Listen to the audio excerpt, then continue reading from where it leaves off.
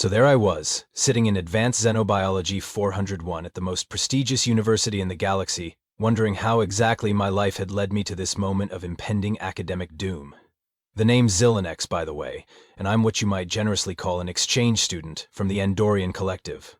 What you might more accurately call me is a barely passing biology major who thought taking a class about alien physiology would be an easy credit. Spoiler alert, I was wrong about pretty much everything.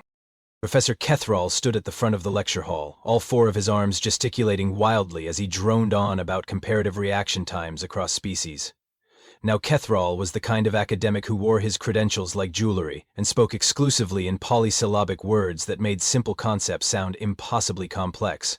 Think of the most pretentious professor you've ever had, then give him extra arms and a superiority complex the size of a small moon. Today, my intellectually curious pupils, he announced, his voice carrying that particular tone reserved for people who think they're about to blow your mind with their brilliance, we shall witness the culmination of galactic scientific achievement, the Reflexometer 3000. And there it was, sitting on the demonstration table like some kind of technological altar. The Reflexometer 3000 looked exactly like what you'd expect from a machine designed by committee and built by the lowest bidder. Picture a metallic box, covered in blinking lights, with a single opening that looked suspiciously like it might shoot lasers at you, which as it turned out, was exactly what it did. This magnificent device, Kethrall continued, practically caressing the machine with his eyes, represents 12 centuries of research into neural response patterns.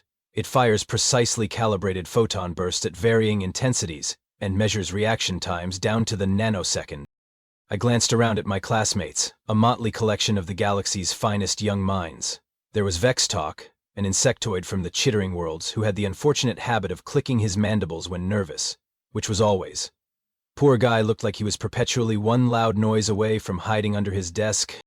Next to him floated Nimra, a gaseous being from the Cloud Nebula who had appointed herself the unofficial know-it-all of our little group.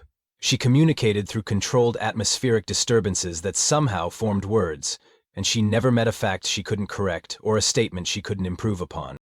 And then there was Jake Martinez. Jake was the only human in our class, possibly the only human in the entire university, and he had this utterly bizarre quality of being completely, aggressively normal. While the rest of us were busy being appropriately intimidated by galactic academia, Jake sat there looking like he'd rather be literally anywhere else. Occasionally checking what I'd learned was called a smartphone, with the dedication of someone monitoring life support systems.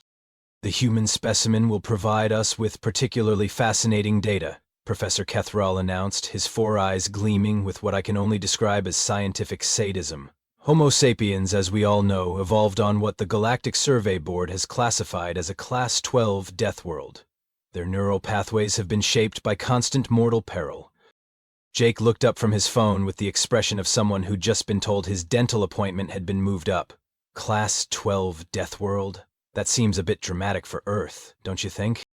Nimra's gaseous form rippled with what I'd learned to recognize as condescending amusement. My dear Jake, your planet has apex predators that hunt in coordinated packs, weather systems that regularly achieve destructive force levels, and geological instability that reshapes entire continents. The fact that your species considers this normal is precisely what makes you so academically fascinating. Right, Jake said, in the tone of someone who'd clearly had this conversation before. So what does this laser thing actually do? Besides measure how fast I can flinch, I mean. Professor Kethrall's expression suggested that Jake had just asked him to explain quantum mechanics using finger puppets. Mr. Martinez, the Reflexometer 3000 is not merely measuring your capacity to flinch. It is conducting a comprehensive analysis of your species' neural processing speed, muscular response time, and cognitive decision-making under pressure. This is serious science.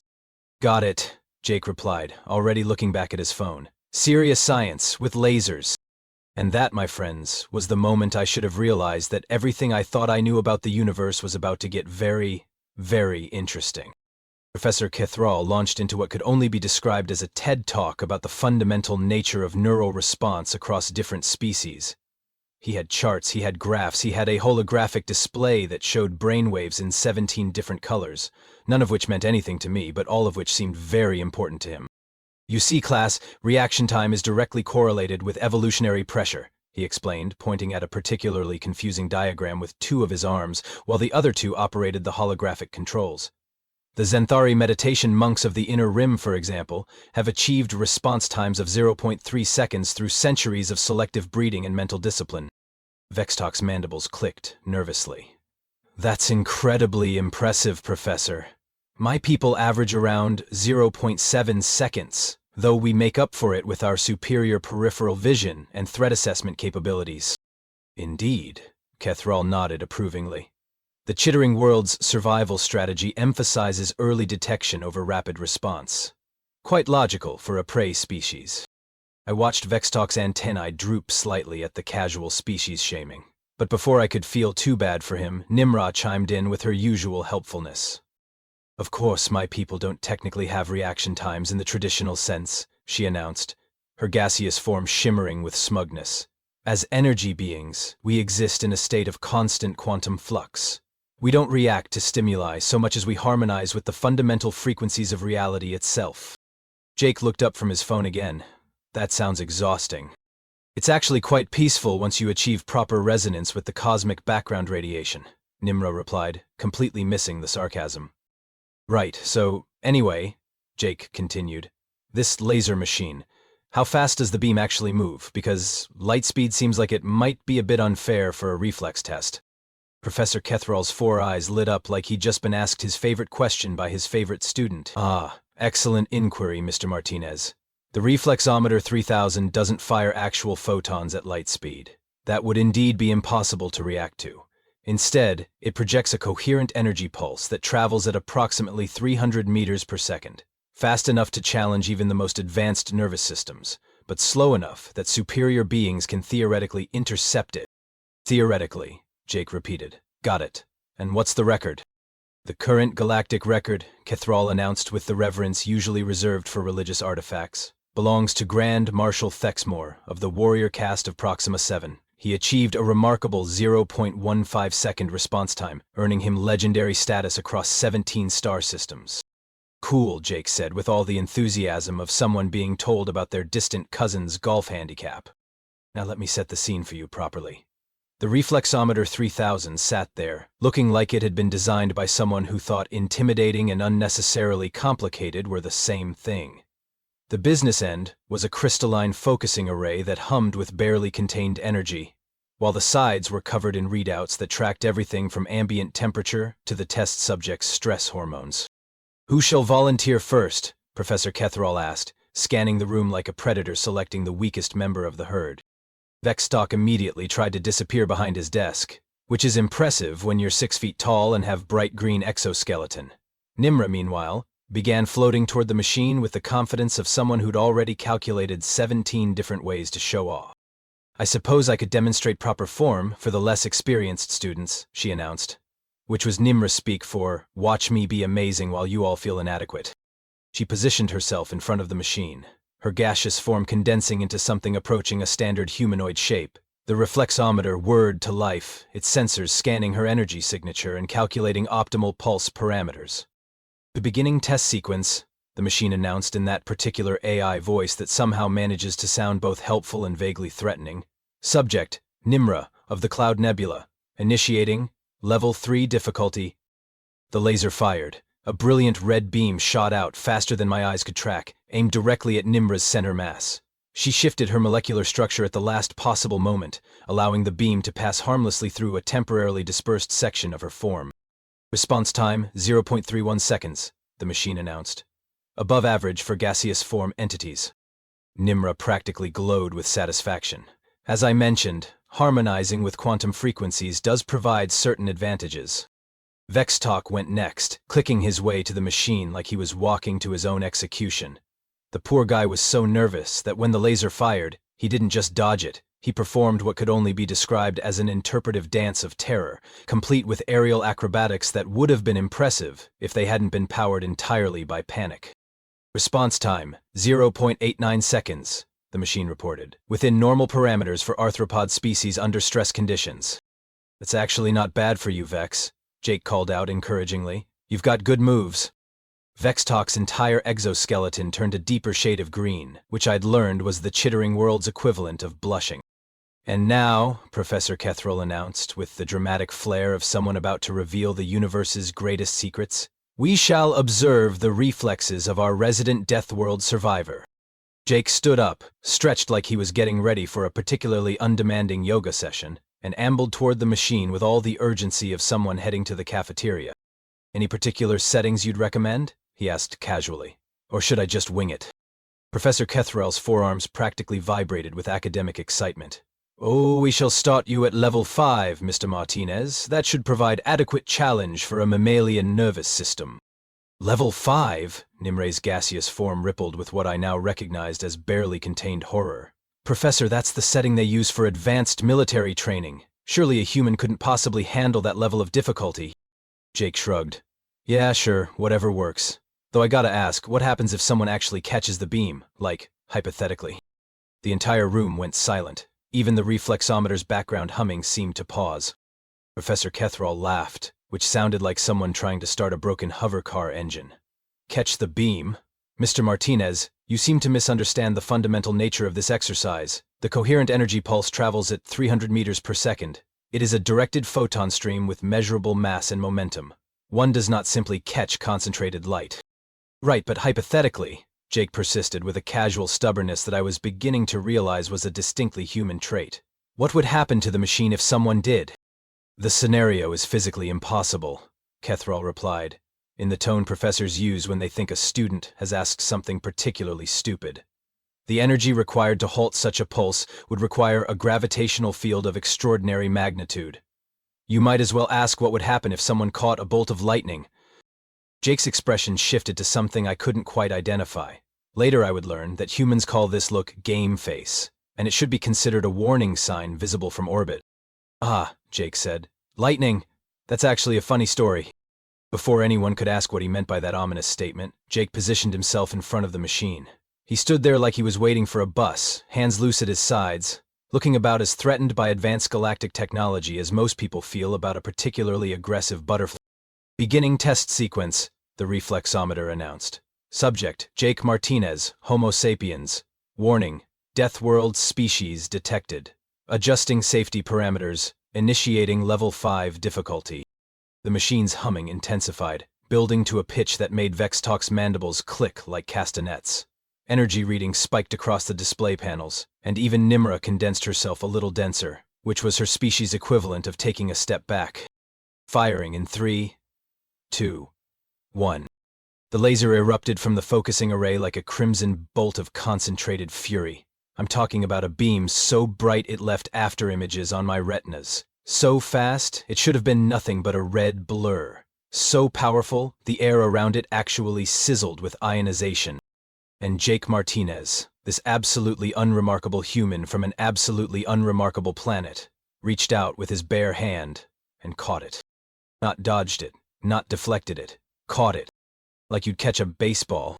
The beam just stopped.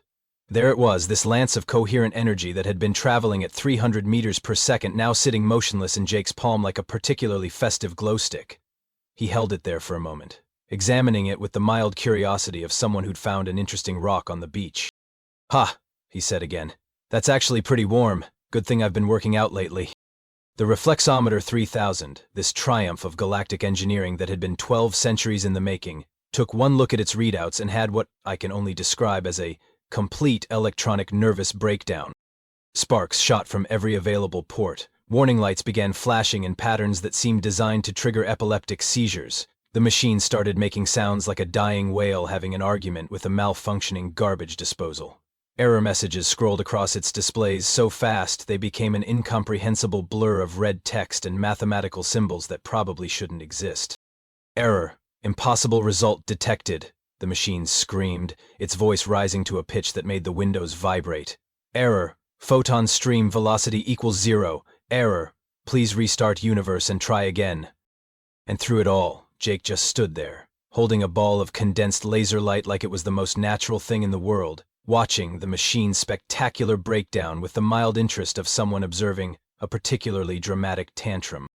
Did I break something? He asked, his voice carrying just enough genuine concern to suggest he might actually care about the answer. Because I can probably fix it. I'm pretty good with electronics. Vextalk had gone completely rigid, his compound eyes fixed on Jake with the expression of someone witnessing the laws of physics submit their resignation letter. Nimra had dispersed so thoroughly that she was basically just a confused cloud with anxiety issues. And Professor Kethrall? Professor Kethrall stood there with his mouth hanging open, all four of his arms frozen in mid-gesture, staring at Jake like he'd just watched someone casually violate everything he'd ever believed about the fundamental nature of reality. Which, to be fair, was exactly what had just happened. So, Jake continued, apparently oblivious to the fact that he'd just performed what was essentially a magic trick disguised as casual disregard for the laws of physics. Should I put this back, or... He gestured vaguely with the ball of captured light, which pulsed gently in his grip like a satisfied cat. The silence that followed Jake's casual question stretched on for what felt like several geological epochs. Professor Kethrall's forearms remained frozen in their last position, creating the impression of a very expensive statue depicting academic shock. His eyes had developed the 1,000-yard stare typically reserved for combat veterans and people who just watched their life's work get casually demolished by a bored undergraduate. "You," he whispered, his voice carrying all the authority of a deflated balloon. "You actually caught it." "Yeah," Jake replied, holding up the ball of condensed laser light and giving it a gentle squeeze. The energy pulse responded by dimming slightly, like it was getting comfortable. "I mean, it wasn't that fast. You said 300 meters per second, right? That's only about 670 miles per hour. I've caught fastballs moving faster than that." Bexok's mandibles had stopped clicking entirely, which for his species was roughly equivalent to entering a catatonic state. "Fastballs," he managed to croak. "Yeah, you know, baseball, America's pastime. Well, used to be America's pastime before everyone got obsessed with fantasy football. Anyway, a decent college pitcher can throw around 90 miles per hour, and professional pitchers regularly hit 105. I played catcher in high school, so this was actually kind of slow by comparison." The color drained from every face in the room that was capable of changing color. Nimra had condensed herself so tightly she was practically a solid at this point, which was her species' equivalent of hiding under a blanket. "You regularly catch projectiles traveling at 105 miles per hour?" Professor Kethrall asked, his voice climbing toward the upper registers of hysteria. "For recreational purposes?" "Ah, that's nothing," Jake said cheerfully, apparently not noticing that he was systematically destroying everyone's worldview. "You should see hockey pucks. Those things can hit 110 miles per hour, and hockey players catch them with their faces sometimes. Though I guess that's more stopping than catching, technically." He paused thoughtfully, still casually holding what was supposed to be the galaxy's most sophisticated test of neural response capability. "Actually, now that I think about it, catching this laser thing was easier than most sports. It doesn't curve or drop and there's no spin on it. Plus, it's bright red so you can see it coming from a mile away. Really, this machine needs an upgrade if you want to challenge anyone who's played Little League." Professor Kethrall made a sound that I can only describe as the academic equivalent of a death rattle. One of his hands reached out shakily toward the emergency communication panel. "I need," he said, his voice barely above a whisper, "I need to contact the Department of Theoretical Physics, and the Department of Applied Impossibility, and possibly the Department of Things that shouldn't exist, but apparently do." "Is everything okay, Professor?" Jake asked, with what seemed like genuine concern. "You look a little pale. Well, paler than usual. Do you guys get pale? Your species, I mean?" Before Kethrall could respond or possibly suffer a complete academic breakdown, the classroom door burst open and 3 figures in official university regalia rushed in. I recognized them immediately. Dr. Fluxera from the physics department, Dean Mortex from advanced studies, and trailing behind them, looking like he'd rather be literally anywhere else, Professor Quillnob from the Department of Human Studies. "We detected massive energy displacement readings from this classroom," Dr. Fluxera announced, her scanner already beeping frantically as she swept it around the room. "Our instruments registered what appeared to be a localized violation of several fundamental laws of thermodynamics." "Oh, good," Professor Kethrall said weakly. "You're here, excellent. Perhaps you can explain to me how a human just caught a coherent energy pulse traveling at 300 meters per second with his bare hands and is now holding it like a pet?" All 3 newcomers turned to look at Jake, who gave them a friendly wave with his free hand. The ball of captured light pulsed brighter in response to the movement, as if it was happy to see them. Dr. Fluxera's scanner started making sounds that suggested it was having its own existential crisis. That's not possible. Energy doesn't just stop, it has to go somewhere. Conservation laws are fundamental constants of the universe." "Unless," Dean Mortex said slowly, his analytical mind clearly working through the implications. Unless the humans somehow converted the kinetic energy of the pulse into another form. But that would require precise manipulation of quantum field states at the subatomic level. Professor Quillnob, who had been quietly observing Jake with the expression of someone watching a ticking bomb, finally spoke up. Actually, this might not be as unusual as we think. Humans have this thing called hand-eye coordination. They use it for something called sports. Sports? Dr. Flexera repeated the word like she was trying to translate an ancient curse. Competitive physical activities, Quillnob explained, visibly uncomfortable with being the center of attention. Humans engage in them voluntarily, for fun. They involve catching, hitting, and throwing objects at high velocities while under pressure and in complex three-dimensional environments. Jake nodded enthusiastically. Exactly, though honestly this was more like playing catch with my little sister. She's got a better arm than this machine does. No offense to the machine. The Reflexometer 3000 responded by shooting out a few more sparks and displaying what I swear looked like a sad face emoji on its main screen.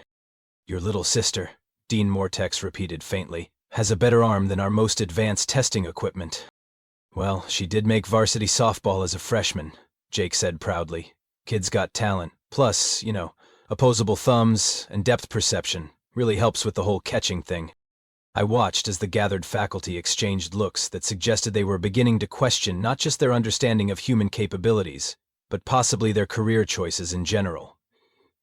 What happened next was like watching a carefully choreographed dance of institutional panic. Dean Mortex immediately activated what I would later learn was the university's academic emergency protocol, which was apparently a real thing they had prepared for situations where students accidentally violated the fundamental laws of physics. Security lockdown, he announced into his communicator with the calm efficiency of someone who'd clearly rehearsed this scenario. Nobody enters or leaves Xenobiology Lab 7 until further notice.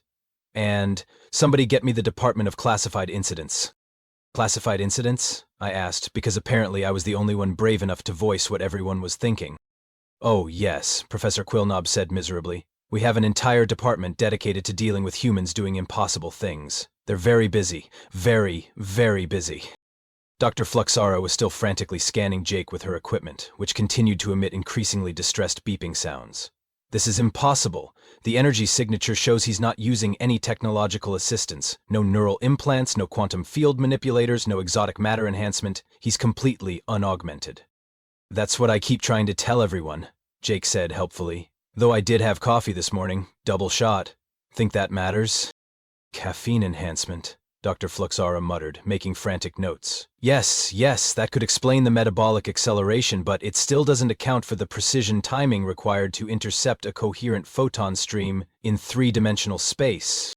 Actually, Jake said, warming to the topic in that way humans do when they think they're being helpful. Catching stuff isn't really about reaction time. It's more about prediction and positioning. You watch the release point, track the trajectory, and get your hands where the object's going to be, not where it is. Basic physics, really. Professor Kethrall made a strangled noise that might have been laughter or might have been the sound of his entire academic worldview collapsing. Basic physics. He calls intercepting directed energy basic physics. Well, it is, Jake continued, completely oblivious to the existential crisis he was causing. Same principle whether it's a baseball, a frisbee, or apparently a laser beam. Though I gotta say, this thing has weird weight distribution. Most balls don't pulse like this. He held up the captured energy pulse, which had somehow gotten brighter and was now making a soft humming sound that almost sounded like purring. Mr. Martinez, Dean Mortex said carefully, in the tone usually reserved for diffusing explosive devices. I'm going to need you to very slowly and very carefully release that energy pulse back into the containment matrix. Oh, sure thing, Jake said. How do I do that? The faculty exchanged panicked glances. Dr. Fluxera consulted her scanner, desperately. We don't actually know. The manual doesn't cover this scenario, because the manual assumes this scenario is impossible. No worries, Jake said cheerfully. I'll just toss it back toward the machine. That usually works. No! Everyone shouted simultaneously. Absolutely do not throw concentrated energy, Professor Quillnob said quickly. Humans have a documented tendency to throw things much harder than they intend to. The last time a human threw something in a controlled academic environment, they accidentally achieved orbital velocity. That was one time, Jake protested. And technically, Jimmy was aiming for the parking lot. The fact that his discus throw achieved escape velocity was just poor planning on the track team's part. Dean Mortex was already on his communicator again. Get me the Department of Impossible Incident Containment. Yes, it's happened again. Yes, it's the human. No, I don't know how he did it. And frankly, I'm beginning to think I don't want to know. While the faculty spiraled into bureaucratic crisis mode, I noticed something interesting. Jake had started gently bouncing the energy pulse in his hand like a tennis ball, and each bounce seemed to make it smaller and dimmer. Whatever he was doing, he was somehow releasing the energy back into the environment in controlled increments.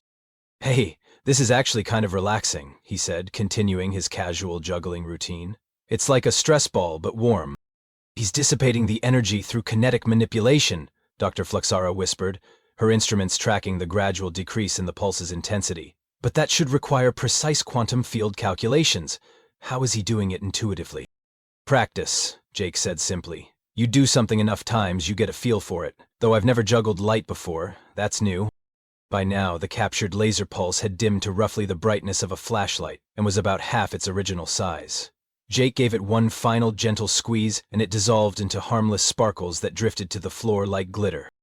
There we go, he announced with satisfaction. No harm, no foul.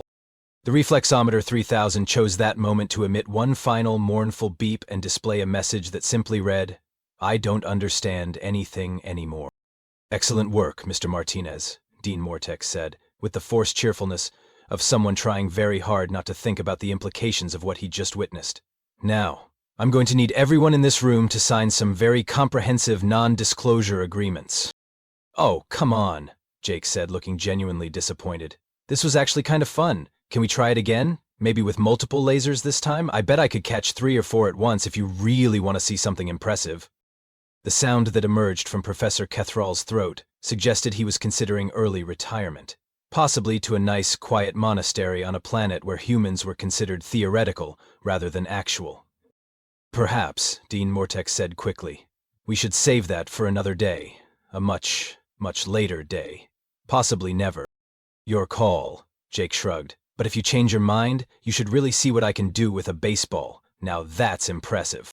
So there I sat, watching Dean Mortex frantically coordinate what was apparently the university's third human incident this semester, and I found myself having what philosophers call an existential moment. You know, one of those times when you suddenly realize that everything you thought you knew about the universe has been a comfortable lie, and reality is actually much weirder and more terrifying than you'd ever imagine. Because here's the thing about humans that nobody tells you when you're signing up for classes at Galactic University. They don't just break the rules. They break the rules so casually, so consistently, and with such complete obliviousness to what they're doing, that you start to wonder if maybe the rules were wrong to begin with. Jake had just caught concentrated light with his bare hands like he was fielding a pop fly, and his biggest concern was whether he'd damaged university property. Meanwhile, the rest of us were grappling with the fact that apparently every human child learned to intercept high-velocity projectiles as a basic life skill, and they consider this normal entertainment. So, Jake, I said, because somebody had to ask the question that was burning a hole in all our brains, what you're telling us is that humans regularly engage in activities that require superhuman reflexes, and you consider this recreational fun? Well, when you put it like that, it sounds way cooler than it actually is, Jake replied, checking his phone again. It's just sports, man. Hand-eye coordination, timing, spatial awareness. Everyone learns it in gym class. Gym class, Professor Quilnob repeated faintly. They teach these abilities to children in mandatory educational programs. Yeah, starting around age 5 or 6. Earlier if your parents are really into it. My neighbor's kid was playing t-ball at 4, and she could already track moving objects better than most adults. Of course, she also ate paste, so there's that.